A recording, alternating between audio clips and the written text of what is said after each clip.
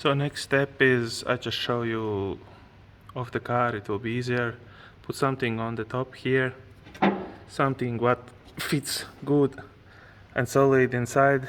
It's the top of the subframes, and the spacer go between the chassis and the subframe bushing. So when you push the subframe off with any jack or something similar, I'm on the lift, it's a bit easier for me. I just use this jack stand, this jack, whatever it's called, and push the subframe up here, while the spacer, just any spot close to subframe will be okay.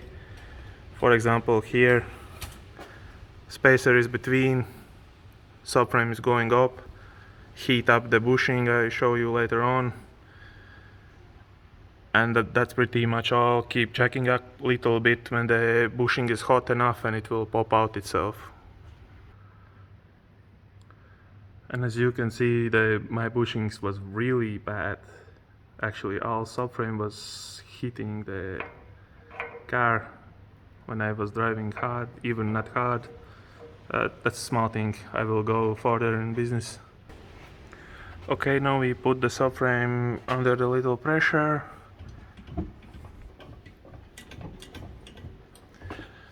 And start heating up. I personally advise to use something like this. Just a simple electric heat gun it will take a lot more time, but it will do the job. But this is much better. Just don't heat the bushing itself, or it can go on fire, you know. Heat the metal.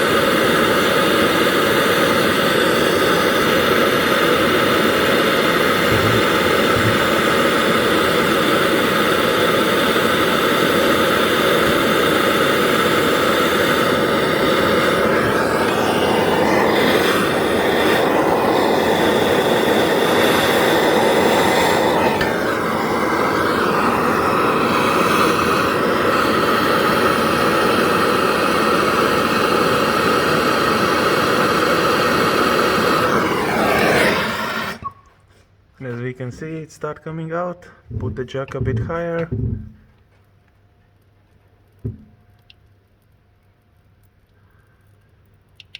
You can hear the burning.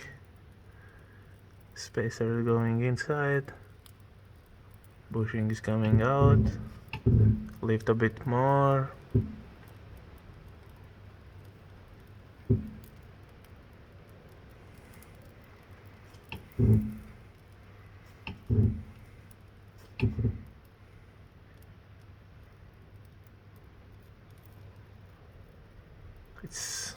It's very easy, guys, come on.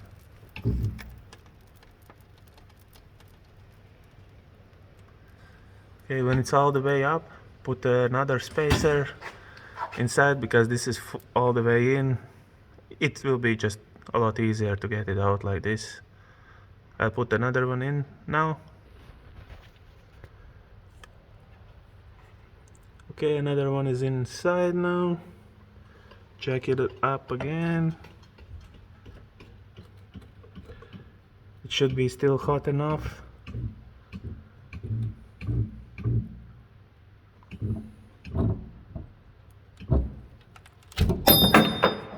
Thank you very much. So this was the part how to remove it, and I show you now how to fit the new one.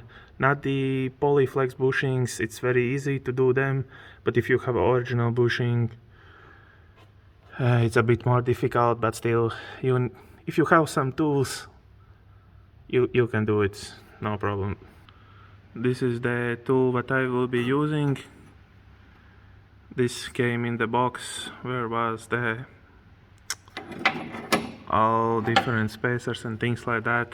This one was the part that I cut out myself just to put on top of the subframe, because this part will fall through the subframe, so I needed something which is a bit extra over the subframe.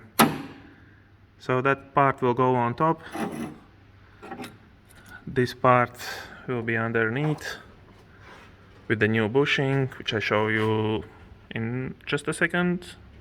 Before you start fitting the new bushing, clean inside the subframe with WD-40 and just with some old rag, it will be nice and slippery, and clean off some small rusty bits, which makes sense, So I cleaned it already, but remember, it's still hot. And remember one thing, just to mark up the bushing before it comes out. I did it on this one and marked the new bushing compared to old one. And if you didn't do that, you still can find how it's going in, because there is edge inside, and same as in other side, there is edge as well. And there's two dots where it slides. If I can able to show you, there's one dot in this side and one in this side, so you can't mix up already. It just lined it up one or other way. Other ways is correct, so you can't mix up anything. Just align it up before you start. Best thing is to line it up so you don't need to think about much, how it was sitting.